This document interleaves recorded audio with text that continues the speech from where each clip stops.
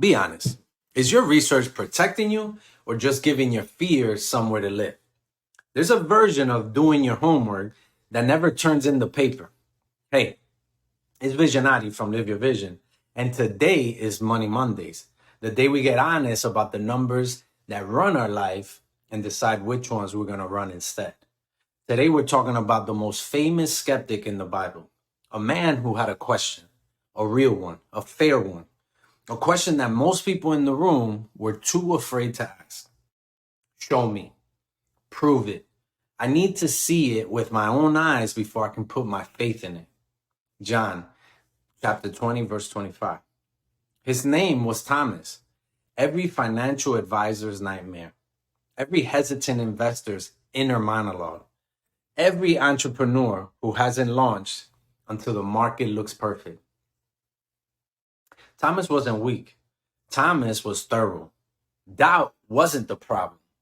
Permanent doubt was. Some people study the market for years and never buy a single asset. Not because they lack knowledge, but because knowledge became a hiding place. That's a Gemini moment.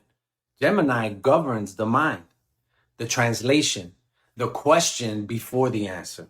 The shadow of Gemini is not stupidity. It's the opposite. It's intelligence used as insulation. Distance disguised as thinking. The loop of analysis that never arrives. You've seen it in your own finances. The person who researches investing for 18 months and never opens the account. Knows every business model but won't pick one and start. Reads every book on financial freedom but can't commit to a $50 automatic deposit. Doubt dressed as due diligence. Analysis paralysis dressed as wisdom.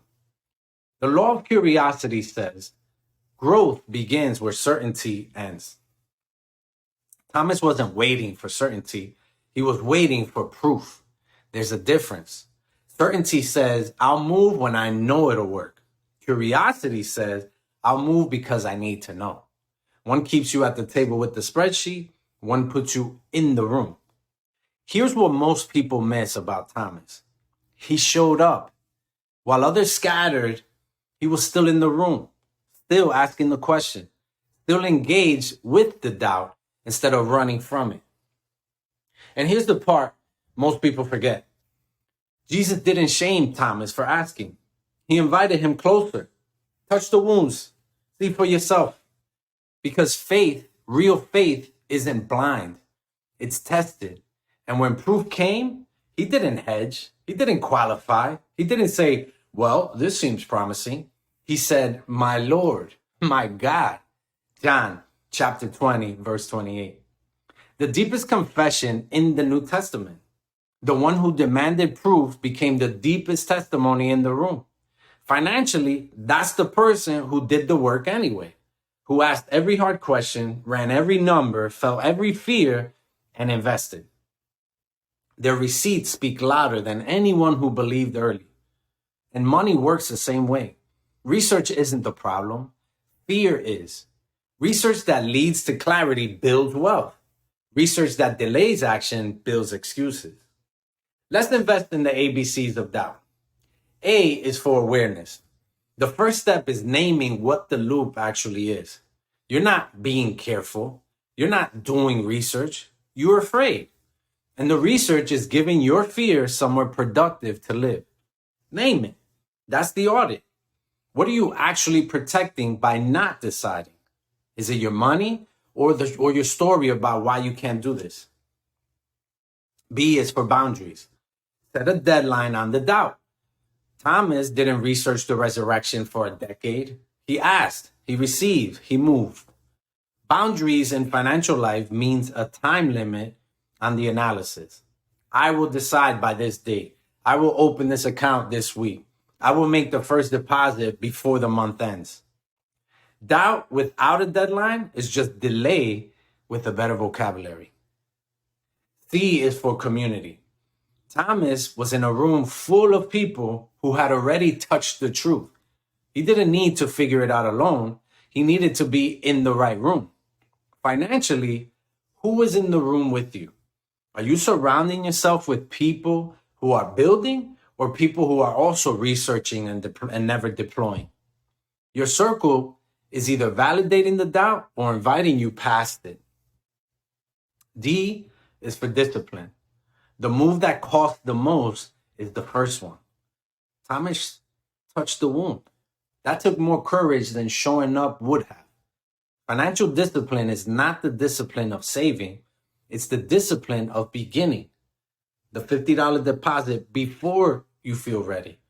The business registration before the plan is perfect. The investment before you've read one more chapter.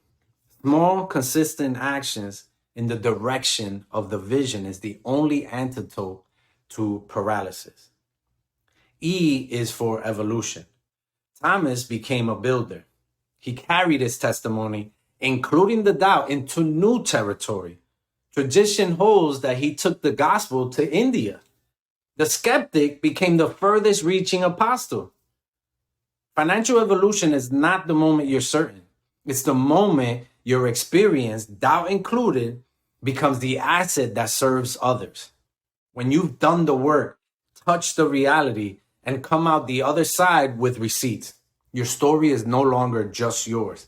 It compounds.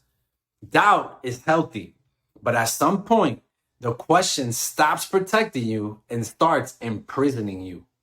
The market doesn't reward the most informed person. It rewards the one who eventually acts. You don't need certainty to begin. You need curiosity.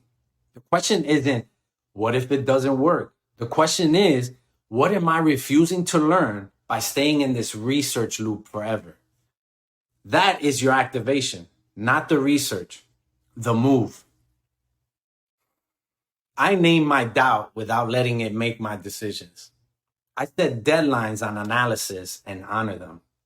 I am in rooms where people are moving, not just planning.